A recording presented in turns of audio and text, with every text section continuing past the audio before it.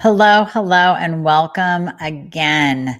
Today's topic is, I guess, a little bit intense because we are in this situation, this season of increased fear of viral infection, and we are headed into the cold and flu season. So if you're listening to this in retrospect, down the road from now, it's December. It's December 21st. And as we know, really across the country, across the globe, it is cold and flu season. Well, maybe not in Australia. So, Miss Elaine, if you're listening, you can let me know whether or not it's cold and flu season in Australia because you guys are in summer. But everywhere else, we're going into cold and flu season where the kids go back to school and they start exchanging germs and it gets all kinds of fun. And today we want to talk specifically about certain viruses that are going around and how to protect yourself, as well as autoimmune conditions. And when we're talking about autoimmune, we have to think about modulating the immune function. We have to think about bumping up our innate immune system, that central intelligence in our body that regulates everything from down regulating your immune system, basically telling those bad soldiers to please don't go out and attack certain organs and certain body parts. If you have Hashimoto's, we need to tell those soldiers, just stay in your barracks. Please don't go out and attack the thyroid and slowly destroy it. And then we have that innate immunity to upregulate our immune system to protect us from colds and flus and viruses and parasites. So we're going to get into that today, as well as supplements that you can use just to help that process along, the good, the bad, what you might be doing wrong too. And we will dive into all that information. And also, please check the show notes for a downloadable guide on supplements that you can use right now. They're everything that we're going to talk about to help your immune system along. So whether it's autoimmunity or whether we're talking about general immunity with cold and flu, going into the cold and flu season, that will be for you, I promise. So let's start off. And I want to mention that I get a lot of my information from the Institute for Functional Medicine, IFM. The Institute for Functional Medicine is a leading organization in the study of functional medicine as it applies to our medical world. So we're kind of overlapping on the conventional medicine. Functional medicine looks for the root cause of a problem. And that's what I practice. I'm a certified functional medicine practitioner.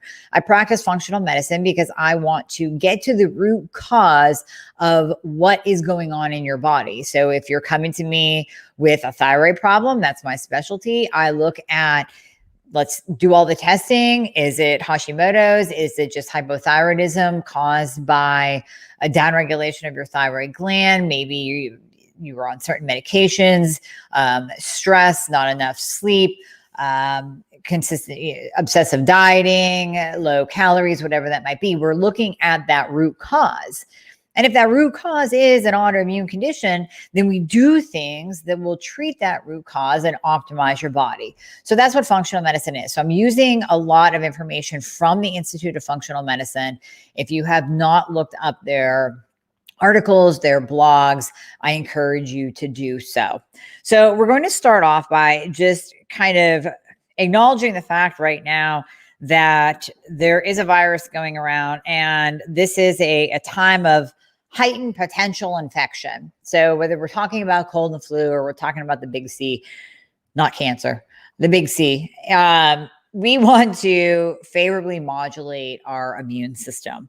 And this is an important strategy. It reduces your chance of infection. It also helps strengthen your body. And if you do have an autoimmune condition, it's going to basically fortify your body to stay strong, to keep those bad soldiers at bay, modulate your immune system in the proper way so that you don't get an autoimmune flare. Because there is actually a connection between an increased viral load, so cold and flu, and having an autoimmune condition. And we'll get into that. So first of all, the recommendations, we're going to get into autoimmune in a second here, but recommendations, first and foremost, we know that that immunity starts in the gut. There is a gut immune connection. And when we start there and really focus on a healthy gut microbiome, we can automatically improve our immune system.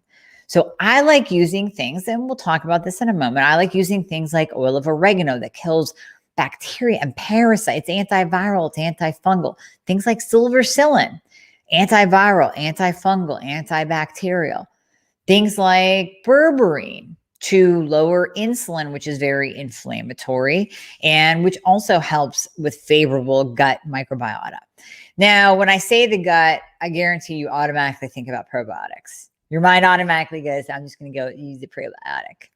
And I want to get into that a little bit more. So while the use of certain probiotic strains have been shown to improve immune function and even help with weight loss, you have to do it in a proper way. So first and foremost, I say you need to cycle your probiotics. Do not be on probiotics every single day. Use spore-based probiotics. So the free download that I gave you actually does not have this in it because it's a relatively new supplement from Designs for Health. It's called ProbioSpore. And this is a spore-based probiotic that makes it all the way to the small intestine. So cycle through spore-based and then regular lactobacillus acidophilus probiotics and incorporate in fermented foods.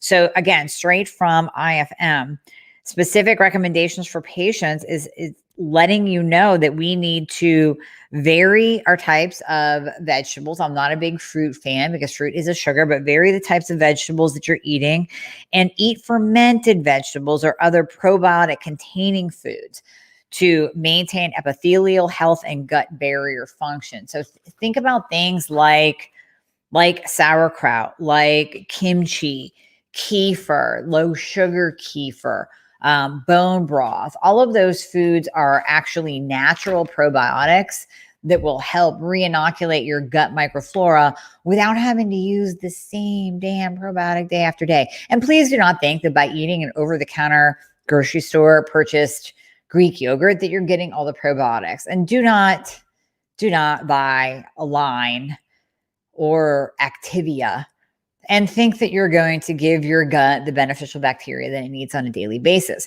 And in fact, you can do more harm to your gut than good by staying on the same probiotic day after day, month after month, year after year, which I do see with my patients when they first come to me and we have your initial consult. And I have that little section where you put your supplements down and they're putting probiotic since 2015. So that's not a good thing to do. Do not stay on the same probiotic day after day, month after month, year after year.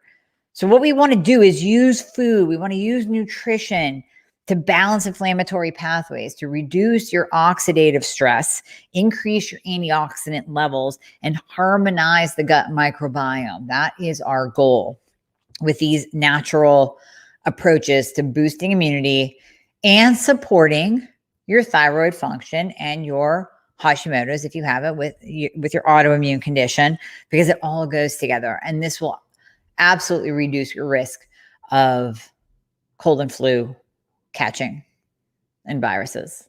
I can't say the name. I'm not allowed to say the name. I'll get booted off of Facebook. I'm just going to call it the Big C. Big C, not cancer. Okay, so balancing inflammatory pathways, I mentioned, and this is specifically all you Hashimoto patients, listen up. Take notes. This applies to you. Inflammation and immune responses often occur together in a viral infection. Inflammation and immune responses often occur together in a viral infection. So, Hashimoto patients, when you get a virus, you are kicking up your inflammatory cytokines, which will absolutely make your autoimmune condition worse. So with Hashimoto's, maybe you feel it, maybe you don't. You might feel an increase in fatigue. You might feel your clothes fitting tighter because you put weight on because your antibodies are going out, your little soldiers are going out and they're attacking your thyroid and beating up and it just can't work properly. Now, if you have psoriasis, you may actually visibly see a psoriatic flare. If you have rheumatoid arthritis, your joints may get into that fire and hurt like they haven't hurt in a long, long time. So inflammation and immune responses often occur together in a viral infection. So when we're looking at inflammation, there's an infection, there's a prolonged release of inflammatory mediators. So these are the interleukins, the prostaglandins, tumor necrosis factor alpha, TNF alpha. We've talked about this before. You probably even hear it on those like drug commercials, the leukotrienes and the interleukins. All of that ties into inflammatory mediators that may cause system-wide infections, system-wide inflammation. So that's why autoimmune is more prone to, and type 2 diabetes is more prone to the big C, or viral infections like the flu in general, because there is an increase in inflammation and there's a low-level chronic inflammatory response that happens that kicks up these inflammatory mediators. So low-level chronic inflammation and activation of the innate immune response are suggested mechanisms for increased risk of lifestyle-induced diseases such as type 2 diabetes. That's why we are seeing an increased risk of the big C with type 2 diabetes and insulin resistance, as well as with some autoimmune conditions. We tiptoe around that because it's not that having autoimmune makes you in that high risk category of viral infection, but it does, like we said in the very beginning, inflammation and immune responses occur together in a viral infection. So remember that sentence, because that kind of pieces it all together without saying you are more at risk if you have Hashimoto's. No, but you have to listen to all this information and piece it together. So that's why we say, lower than inflammatory low. Do not eat a Westernized diet. Westernized diet is just nothing but inflammation. So you will get into that inflammatory dietary pattern. It's been identified as one that is high in sugar-sweetened soft drinks. I'm quoting now from IFM. Sugar-sweetened soft drinks, refined grains, diet soft drinks because of the artificial sweeteners in them, and processed meat. But low in, now listen, this is going to make some of you happy. So this means that Westernized diets, inflammatory dietary patterns are low in wine, coffee, cruciferous vegetables, and yellow vegetables, as I quote from IFM. So that means you can drink your dry farm wines. You can get some resveratrol from your dark red wines that are low in sugar and low in sulfites. You can drink your organic coffee. You can even do your king coffee because the mushrooms are great for your immune system. And you can eat your veggies, but stay away from the soft drinks and the refined grains. And that includes oats. Yes, that includes oats. And that includes your whole wheat, quote unquote, 7, 9, 15 grain bread. And your diet soft drinks, because going diet doesn't help the situation whatsoever. Okay, so we know that. I mean, listen, I know some of this is just, okay, Aim, it's second nature. Of course, I need to stay away from grains and sugar, but some people need to hear this 2, 3, 7 times. What's the saying? You have to hear it 7 times for it to stick. Maybe you have to hear it 7 times, and maybe you have to hear it in this way as it's impacting your inflammation, as it's making you prone to viruses, and as it may be kicking up an autoimmune response. Maybe you have to hear it in a different way rather than just, well, it's bad for you. Well, sugar is bad for you, and grains are bad for you, and you're going to get fat.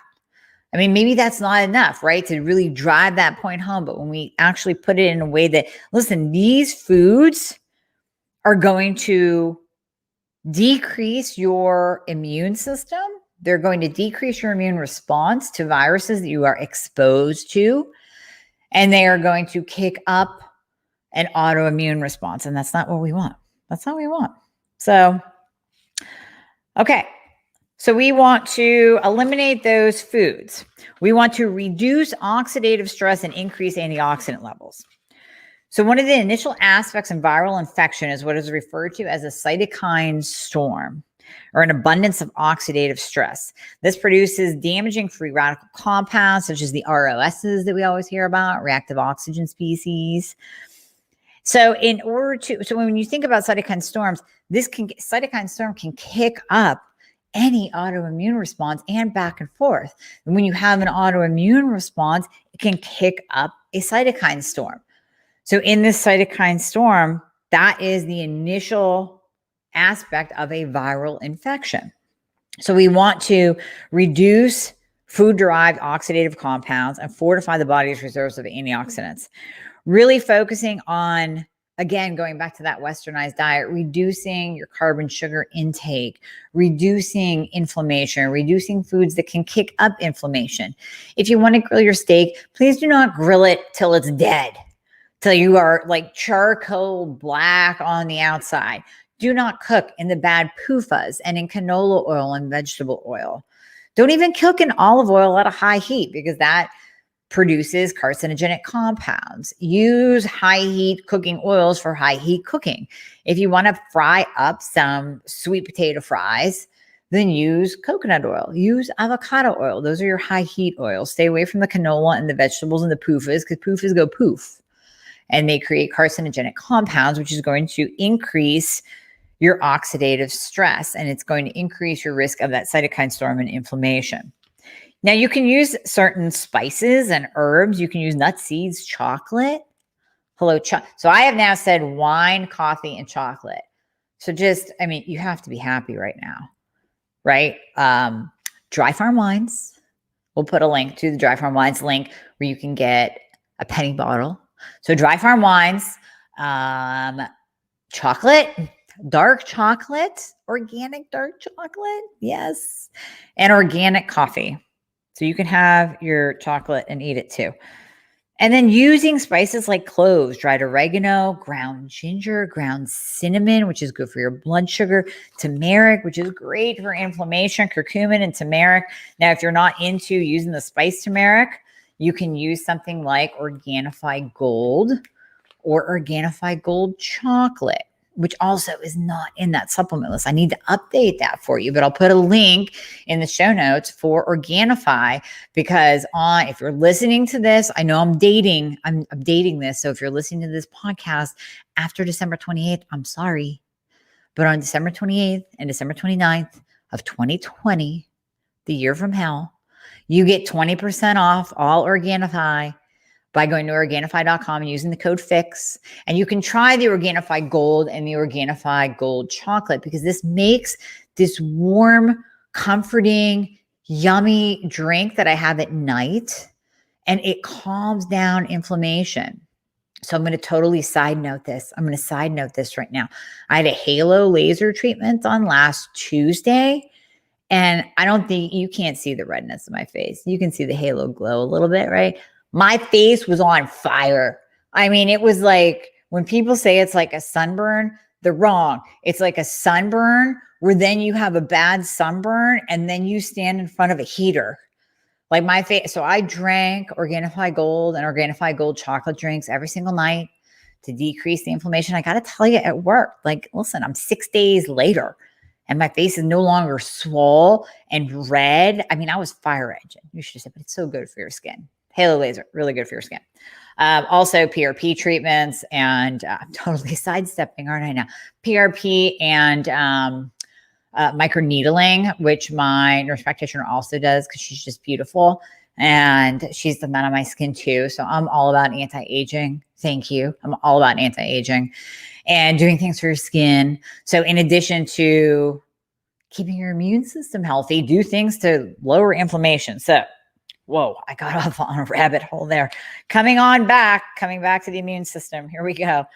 But using compounds like curcumin and turmeric, the Organifi Gold, the Organifi Gold chocolate, all lowers inflammation and lowers that inflammatory response. So, okay. We talked about the probiotic use, your incessant use of probiotics on a daily basis, and your horrible use of Align and what's the other one? I just said it. What's the yogurt from Jamie Lee Curtis? Align and it's the other A1. Anyways, Align, alleviate, activate, Activia.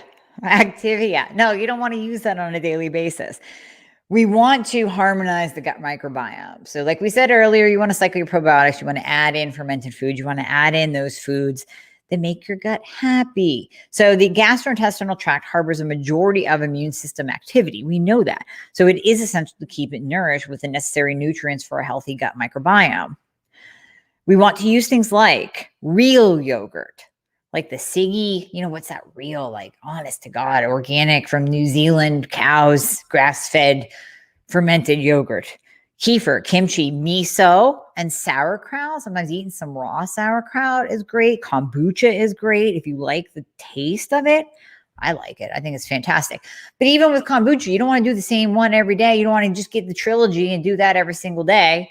Because again, that's doing the same thing every single day. You're getting the same digestive enzymes and probiotics day in and day out, and your gut will get used to it. Remember, you have trillions and trillions of gut flora, of good gut flora in your microbiome. So we want to cycle through those strains. We want different strains, just like we want to eat different foods. We want to have different strains of probiotics and prebiotics coming in to properly inoculate and harmonize the gut.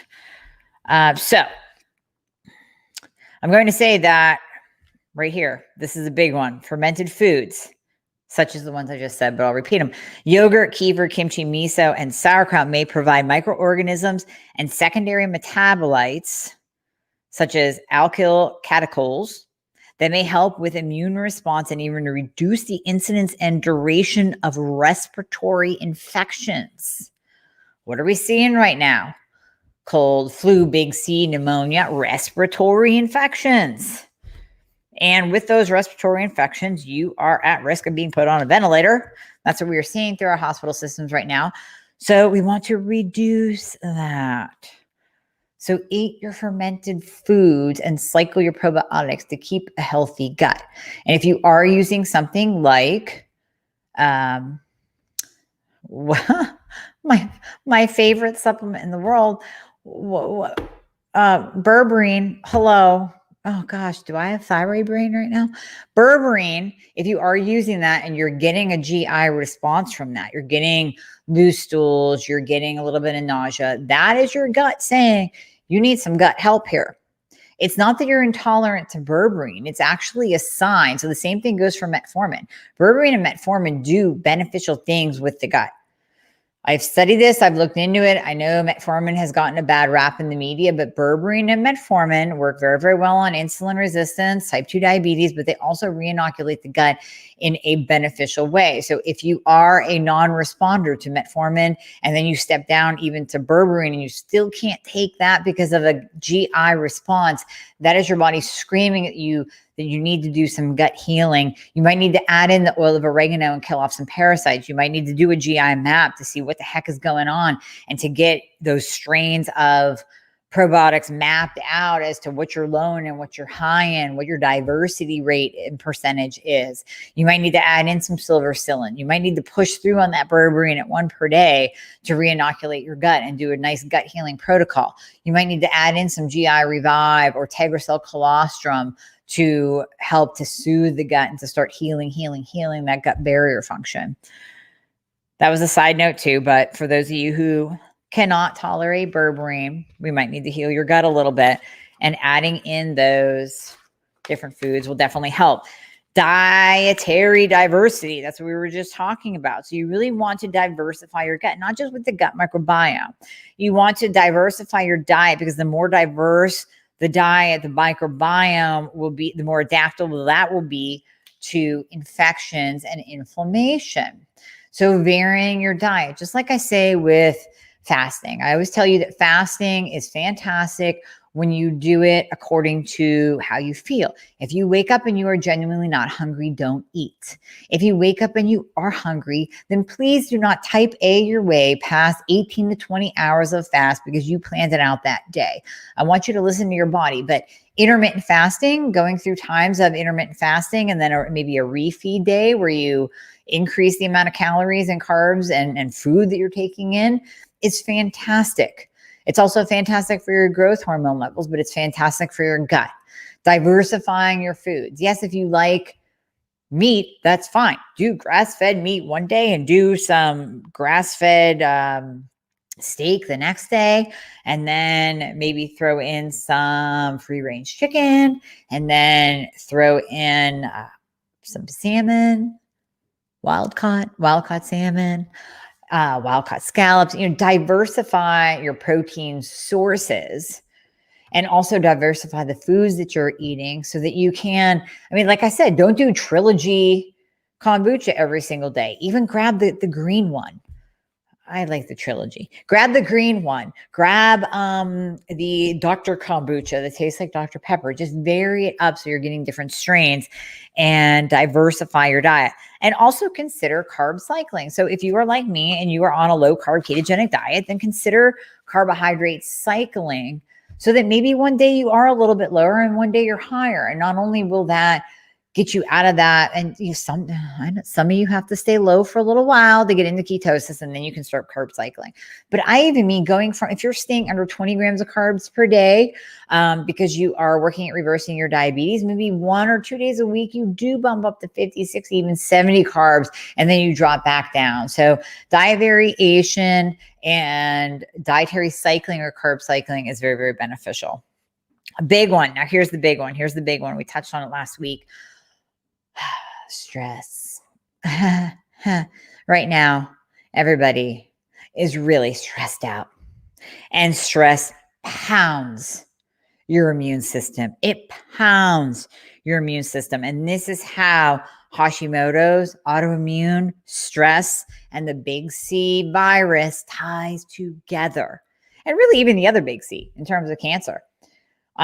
We have seen in studies that an exposure to a stress response in response to a situation, a very, very stressful situation, can flip on that cancer gene. So as we're all sitting around with cancer cells, we all have that cancer mutation somewhere in our body. There's a cell that is mutated and isn't happy. Under a very, very stressful situation, our genes can turn on. So stress, both acute and chronic stress, can result in dysregulated, suppressed immune function. So this is going to tie into your predisposition for catching viruses and colds, as well as to your autoimmune kicking up. So those of you who are in an autoimmune flare, and we talked about that earlier, whether it's Hashimoto's and your thyroid's downregulated, you're experiencing more hypo symptoms, whether it's RA and your joints are inflamed, whether it's psoriasis, you're getting a breakout, whatever that autoimmune is, when you suppress your immune function, you're going to get an autoimmune flare. Now, this is not the same as using immune suppressive medication for autoimmune. This is where your innate immunity downregulates and you start to get an uptick in autoimmune diseases, RA, type 1, Hashi. So dysregulated innate immunity is increasingly common and has been shown to contribute to a wide range of diseases, including autoimmune disease. That's straight from IFM as well. So when we tie this all together, if our immune system is dysregulated, if our immune function is suppressed, we are going to have an upregulation, an uptick, a flare in autoimmune diseases, as well as be more susceptible to normal colds and flus and viruses.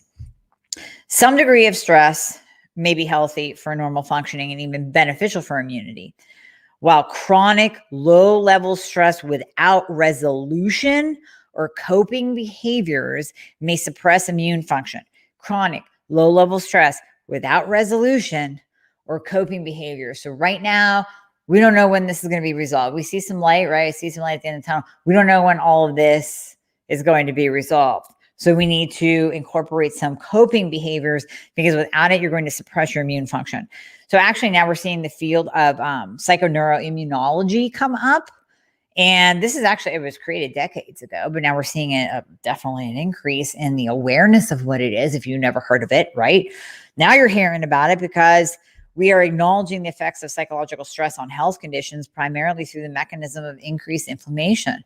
So stress increases inflammation, decreases the immune system, and basically sets us up for autoimmune flares, as well as other disease states, like cancer, like colds, like flu, like viruses. It's now well established that these stress states can significantly alter not just wound healing, but exacerbate inflammatory immune states such as autoimmune disease, asthma, and allergy. This is right from IFM. I'll read it to you again. It's now well established that these stress states, that low-level chronic stress without resolution or coping behaviors, can significantly alter wound healing and exacerbate inflammatory immune states such as autoimmune disease. They've also been implicated in the morbidity and mortality seen in diseases of immune dysregulation. So, morbidity and mortality seen in diseases of immune dysregulation. That's why there is an at-risk group. That's why we are seeing some 30-year-olds and 40-year-olds die from the virus, because they're in that, not all of them, but they're in that group, most likely in a group of diseases of immune dysregulation. And type 2 diabetes is one of them. Yes. Cancer, HIV, inflammatory bowel disease, another one. More specifically, chronic stress is associated with increased risk of viral infection like the common cold. Common cold is also a coronavirus. Furthermore, stress affects both respiratory disease, susceptibility, and severity. So we are seeing that stress is going to increase your risk of respiratory infections, such as what's going on right now. Yeah. So stress is immunosuppressive. Stress causes immune dysregulation or an inappropriate response. It shifts our Th1 and Th2 cytokine balance toward the Th2 side. That's not what we want, resulting in lower defense against infection and increasing hypersensitivity diseases. For example, even a brief mental stress condition in healthy adults can significantly reduce Treg cells, resulting in less self-tolerance and greater propensity toward autoimmune conditions. So that stress moment, and listen, we all have stress moments, right? You're not going to stop that. You're going to have moments of stress, a brief mental stress condition in a healthy adult. Come on, you might have that daily. But when it's prolonged, when it goes on and on, when you're in a bad situation and then you have the weight of the world on you, you're going to need to find some coping mechanisms. You're going to need to incorporate in those things that we all talk about, like yoga and meditation and deep breathing and breathing exercises and heart rate variability feedback and tapping and EMDR, therapy, talking to people. We're going to get into the social connection here in a moment. But we know that stress is going to increase your risk of contracting disease. It's also going to increase autoimmune flares and inflammation. It's going to result in less self-tolerance and greater propensity toward autoimmune conditions. So stress alone can turn on your autoimmune switch. So if you are the type of person, one of my patients, right, who says to me, my Hashimoto's, I think it just seems like it came on after pregnancy. It seems like it came on after my divorce. Pregnancy is a stress. Divorce is definitely a stress. It really seems like, after my mom died, that's when, man, my body went haywire. Yes, stress turns on autoimmunity. It flips that switch on. So we know that. We absolutely know that. Second, the hypothalamus pituitary adrenal axis. We always talk about cortisol in regards to thyroid. So the HPA axis produces glucocorticoids like cortisol. Long-term secretion of these compounds can lead to lower pro-inflammatory cytokines, which are needed at the start of infection, and eventually higher risk for infection, inflammatory-based diseases, accelerated aging, and even early mortality. So stress causes the increase in cortisol, which also interferes with the thyroid and interferes with your immune response. That's why we have to add in those things like meditation, Tai Chi, mindfulness, yoga, Qigong, relaxation, breath. It's going to result in a favorable gene expression pattern that benefits immune regulation. The inability to regulate emotional states, I'm quoting again, the inability to regulate emotional states and liable mood have been associated with immune system suppression and virus shedding. So what are we seeing virus shedding? We're seeing virus shedding right now in the PCR positive tests for the big C. So those PCR tests are picking up viral shedding. Even the quickie tests, the rapid tests, that's picking up that viral shedding. And when it goes all the way down, they're like right here in your nose. That's why you can get a positive quickie test if you've been shedding for a while. And that's why you can get a negative quickie test if you haven't been shedding it for a while. But viral shedding is also why we're seeing people test positive twice. It's not that they actually contracted the virus twice. It's that they've been shedding for 60 and 90 days. So the inability to regulate emotional states and liable mood have been associated with immune system suppression and increased virus shedding. Okay, I won't hang out too long on that. We got to move on. Sleep. This is why melatonin is used to improve the immune system. You get into a deeper sleep. Melatonin does upregulate the immune system. It is absolutely fantastic to use on a nightly basis. If you saw when President Trump, sorry if you're listening to this in like 2022, but if you saw when President Trump went into the hospital, one of the treatments for the big C for him was the use of melatonin. They actually put it on the news. It was like written out. It was beautiful. The use of melatonin. So sleep, melatonin increases immune system. There's substantial evidence to suggest that sleep disturbances such as insomnia or lack of quality sleep or even one night of reduced sleep. I hate hearing these because they freak me out because we all have bad sleep once in a while. One night of reduced sleep is associated with disturbances in the innate immune system due to disruptions in the circadian homeostasis of inflammatory cytokines and in the activities of immune cell subpopulations. Viral infections may present with symptoms such as fever and pain that may interfere with sleep patterns. So here we have this back and forth where you get a virus. Now your sleep is screwed up. Now your sleep is screwed up. Now you have an increased inflammation. Now you're going to have an increased autoimmune response because of this increased inflammation, which is going to put you more at risk for increased respiratory infections. It's just a big mess. So just get sleep. You have to get sleep one way or another. There's been so many studies that indicate greater inflammatory cytokines occurring with shorter sleep duration. So that's defined as less than 5 or 6 hours a night compared to 7 to 8 hours a night. Their best sleep is between 10:30 and 2:30, 10:30 p.m. and 2:30 a.m. So I encourage you to get to sleep, take your melatonin. And by the way, you can take increased melatonin. You don't have to stop at 3. If you took 3 and you're like, hey, that didn't work at all, then take 6, then take 9. We see up to 20 milligrams per night used safely. Now 20 milligrams per night, I'll probably use short term. We would eventually want to get you. You know what? I even take that back. Now we're using high dose melatonin for the treatment of the big C. So I can't necessarily say that you have to stop at 20. We can actually go probably up to 20 safely on a nightly basis. And we're also using high dose melatonin for migraines. Okay, so if you want to download the supplement cheat sheet, I want to go over supplements really quickly. Of course, vitamin D. They're saying vitamin D, high vitamin D is actually better than a mask at preventing you from catching a cold or virus. So vitamin D, I like 80 or more. Between 70 and 80 is the functional medicine optimal range. Has to be paired with K for proper absorption.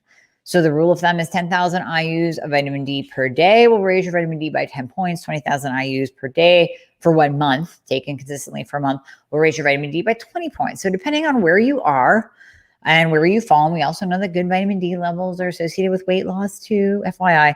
Good vitamin D levels are absolutely imperative for immune system function. Imperative. Quercetin in nettles. Quercetin has been shown to have antiviral effects against both RNA, which is influenza and coronavirus, and DNA viruses like the herpes virus. So quercetin plays a role. It's an antioxidant, anti-inflammatory, modulating signaling pathways that are associated with post-transcriptional modulators affecting post-viral healing. So you can use this pre and post-infection. Olive oregano kills everything. Powerful antioxidant, intestinal cleansing. It maintains a healthy microbial balance. Oregano oil is absolutely amazing at killing everything. I will take a handful of D and a handful of oil of oregano if I start to feel like a little tickle. Immunomod A is more for, this is a product. All of these products are designed for health, except, I said about Organifi for the curcumin. But Immunomod A, it's actually formulated to help balance a healthy inflammatory response. This is more for autoimmune conditions. So I use Immunomod A. It does have curcumin in it for anti-inflammatory response, but I like Immunomod A for autoimmune. Stellar C, vitamin C. So we pair vitamin C up when you're taking iron to get your ferritin levels up. You're taking ferrotyl iron. We need to pair that with vitamin C, but high vitamin C levels, it's absolutely fantastic for immune function. This is going to be in the list if you ask a nurse. Go ask your local nurse, not even functional, right? She's going to say vitamin C, vitamin D, zinc, right? Those are going to be your basics across the board for immune function. Silver psyllin, I mentioned this earlier, colloidal silver. So colloidal silver kills everything too. So I mentioned that I got the halo, right? And I was on fire and I used the colloidal silver mist. Oh my gosh, it just like took down the inflammation so well, and it killed bacteria, because even as my esthetician said, it kills everything. It's going to kill the bacteria that's going to cause you to break out after a laser treatment. You can put it on acne. If you have acne, you get the silver psyllin, you can put it on little acne pimples to improve, because it's going to kill everything. But it really kills everything, and you can take it internally. So we use this for candida. We use it to boost the immune system. We use it to kill stuff in the gut. SPM Supreme. These are pro-resolving mediators. This is designed to help support the body's natural ability to respond to physical challenge and resolve the initial steps in the natural inflammatory response. This resolution of a healthy inflammatory response is an active process controlled by these unique metabolites. So SPM Supreme is made by Designs for Health as well. And these have modulators, pro-resolving mediators and modulators in them for your immune system. Allicin, garlic. Now, I can't take the allicin because garlic and onions, not even in supplemental form. Nope, not at all. But some people can take it and they can digest it. And these are enterically coated to reduce the strong garlic odor and for you burping up garlic. Who wants to do that? But garlic oil has been known to improve the immune system as well. And the big one is zinc. So zinc, we know we need zinc for a healthy thyroid function. We need it for our hair. We definitely need it for our immune system function. So you really want zinc. I use the Zinc Supreme. There's some other nutrients in there like B6 and taurine, just all blend together, really boost the immune system. And then melatonin, we talked about that. Melatonin has been shown to have an inhibitory effect on the NLRP3 inflammasome. This has not gone unnoticed by the by the big C19 research community, with 2 recent published papers proposing the use of melatonin as a therapeutic agent in the treatments of patients with the big C. And then we have resveratrol. Say that 5 times fast. Resveratrol. This is what's in your dry farm red wine. Polyphenols, beneficial health effects, modulates the NLRP3 inflammasome as well. And it also, in addition, resveratrol was shown to have in vitro activity against MERS-CoV. MERS-CoV. We're not going to say the big C word, right? We're not going to say it.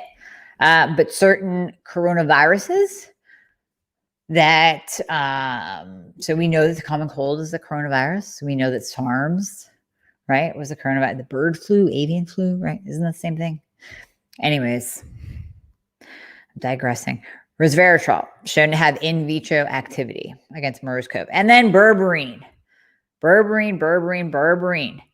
So it reduces glucose and insulin levels, reduces conditions with increased ACE2 receptors, making a person more susceptible. So in high insulin, high inflammation, kicking up of the immune system, kicking up autoimmune conditions. So we don't want inflammation. We want to keep inflammation low. Okay, we've done it all. We've gone over it all. We've tied in your immune system. We've tied in stress. We've tied in Hashimoto's. We've tied in autoimmune. And then finally, hope. So through all of this, really the big takeaway I think that we found here, besides the gut microbiome and dietary diversity, really that's stress. I mean, stress is just screaming increased inflammation, increased autoimmune response, increased susceptibility to respiratory infections and viruses present in today. So we got to have hope, right? You have to have hope. If you are right now frustrated and you're down on yourself and, it is the holidays and some of you may have lost somebody. I get it. Lost my mom just a month ago. The holidays are going to suck. They're going to be hard. And there is that stress load. I didn't get into the social aspect, but that is a piece too. Social isolation, loneliness, that actually reduces immune function as well. And we are in a time right now that people are socially isolated and they're not getting the support that they need. So stress is increased, depression rates are increased, immune systems are decreased. So it's almost like this big negative feedback loop where people are isolated and they're not getting the support that they need. And they're isolated more and their stress is up and depression is up and their immune system goes down and then they catch it. And we're wondering why there's increased rates right now, right? So you need to support each other and you need to have hope. I want you to know that if you are dealing with certain disease states, weight gain, inflammation, pain, depression, anxiety, sleep disturbances, lack of energy, you're not feeling like yourself. You're not feeling like yourself when you look in the mirror. That's not the person that's looking back at you that you know oh so well from years ago. There is hope. I promise you there is hope. If you have to go back and listen to my podcast, listen to the one where I interviewed my patient, Erin. She gives her full testimonial. And so many of you have reached out after that and said, oh my gosh, she sounds exactly like me. My point in doing that is to give you that hope that you need, because without hope deferred makes the heart sick. Without hope, you are going to lower your immune system. So at the end of the day, I want your stress levels down. And I want you to have hope that you can get better. I promise you can. I see it all the time. I work with patients. I work with new patients. I don't even know how many new patients per week right now that we're fixing and we're giving their lives back to. It's just absolutely amazing. It's incredible. It gives me hope. It gives me happiness. When I get a text message from a patient, they've achieved a goal, they feel better, their pain is down, they can feel their feet again. All of that just gives me such joy and such hope. And that's what I want you to have right now in this season. And hope will increase your immune system. It will boost your immune system. I promise. That seems so simple and silly, but it will. And I promise you it will. So this is a big one. This is a big one. This is a big one. Share it, like it, share it, subscribe to the Thyroid Fix podcast. Share that too. Write a review for me. Reach out to me. Go to my website at amiehornaman.com. Schedule a free discovery call. We can talk about what you're doing right now and what we can do to give you more hope and give you your life back as well. I'm going to go through a couple questions. I know it's getting late. I'm going to start at the bottom and go up. I know a bunch of you are here. Miss Elaine, you're here. Yay, berberine. Thank you. Donna, you had your beach walk today. It keeps my stress levels down. Boom. That's right. Yes, even just going, guys, this is great. Thank you. Go for a walk. Take your dog for a walk. Walk in the woods. There's some such thing as forest bathing. That's actually taking your shoes off. Now, if you're in 30 degrees, that might not sound like a great idea right now, but walking on the beach, breathing in that fresh air, just taking in that deep breath through your nose, activate your parasympathetic nervous system and downregulate your sympathetic, that fight or flight, that high adrenaline, that high cortisol. And it just brings you that sense of peace, even just that moment of deep breathing, that moment of peace. That's why 5 minutes of guided meditation actually works, because it does something internally to our body. It's scientifically proven to downregulate the stress response. So deep breathing, going for a walk, take your dog for a walk, walk in the woods, walk on the beach, walk down your street, talk to a neighbor. Even if you want to keep 6 feet distance, wave to your neighbor, and it will absolutely help. Elaine, I hope you're doing well too. Gina, thank you. Activia. Yeah, thanks for that. It did come to me. It came to me, didn't it now? Kate, what brand of yogurt? You know what? I don't know. I don't use yogurt. I don't really recommend it. Some of my clients, I think, use that Siggy yogurt, but I haven't been a fan because there's been studies out that show that there's no active live cultures in in grocery store yogurt. So I don't know about Whole Foods. Maybe they have some specialized ones. I would have to see some studies on that. Yay berberine, yay Tai Chi. David, been listening to your podcast for a bit now. Thank you, David. Thank you. Want to thank you for opening my eyes. Hashimoto's and hypo. Taking 275 of Synthroid. What? And thyroid antibodies are 3660. Supplements have helped with my energy, but I know I have a lot more to do. I'm at work, so I can't stay and listen, but thank you. Well, David, I hope you listen after the fact because I'm talking to you. So I'm going to reply to you too, David. Once this post live, I'm going to reply directly to you and tag you. You got to go back and listen because I answered your question. 275 of Synthroid. So I posted on Instagram and actually shared it to Facebook because it was so good. Is this you? As you're going up in the Synthroid, you keep going up, you're not feeling any better. Antibodies aren't coming down like you, Dave. You keep going up in the Synthroid. You are on an incredibly high dose of Synthroid. My goodness. And all that's going to do, you got to test your free T3. You have to test your reverse T3 to make sure all that T4 isn't converting to reverse T3. That is totally going to block T3 from getting into the cell. It's going to put you in a hypo state. I never like to see Synthroid go that high. So I truly believe, I'm just going to say it, that you are being mismanaged. You are being mismanaged right now, David. So I'm going to tag you. See, Donna even said it. Wow, David, what is your reverse T3 level on 275 micrograms of T4? Thank you. Okay, David, you're still on. Looking for a new document. Last one said TSH was all she needs. TSH is the dose you don't need. Boom, right there. Listen to Donna. So TSH, thyroid stimulating hormone. David, that is not an indicator of how your thyroid is doing. We need free T3 and free T4. Those are the two. T3 and T4 are your two thyroid hormones. You are taking T4. That is a storage hormone. We're going to give a really brief breakdown. So T4 is the storage hormone. It has to convert to T3. T3 is the active thyroid hormone. That's what gets into your cell. So you could be taking all this T4 like you are, T4, but if it's not converting, which we often see issues with when people keep going up in the T4 dose, when it's not converting, what you'll see is reverse T3 go up. So reverse T3 went below a 12 years. Probably, I would bet money if you get this test done that it's high. And if your doctor won't test for these, you can go to Ulta Labs and you can order your own tests. You can order them a la carte, David. You can order just a free T3 and a reverse T3. At this point, I don't even care about your free T4 because it's going to be high because you're pumping all this T4 in your system. I would just want to see free T3 and reverse T3. Get those two tests done so that you can know. And reverse T3 went below a 12 and free T3 went above a 3.5.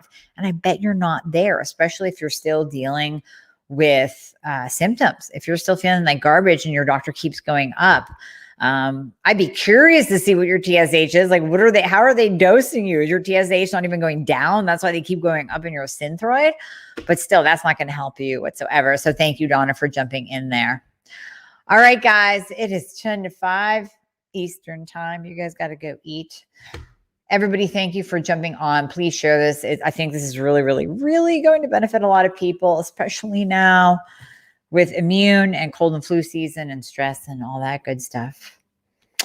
All right. Well, you guys have a great week. Is this Christmas week? Is this week? Oh my gosh, this is Christmas week. Okay. So if you're listening to this part will be cut out of the podcast. So if you're listening to the podcast in 2021, you won't hear this. So Patty, you got to cut this part out. But for all of you listening, Merry Christmas. Merry, Merry, Merry Christmas. I'll see you next week before New Year's. So I'll say Happy New Year's then. But I wish you all Merry Christmas, Happy Hanukkah, Happy Kwanzaa.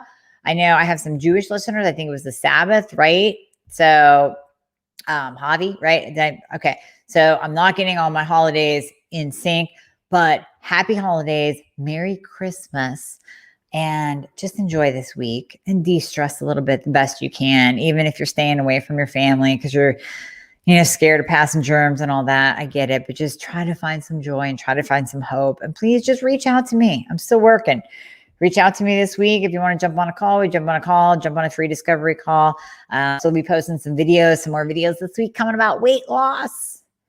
So watch out for those. Okay. I love you all. Thank you for all your support this year. It's been a great, great, great year, even though it's been 2020. this has been a rough year, but I've loved it with you. I love seeing you on here. I love you guys saying hi. I love seeing your face. I just love it. So thank you all. Please share this. I hope this helps, and I will see you next week. Okay. Merry Christmas again.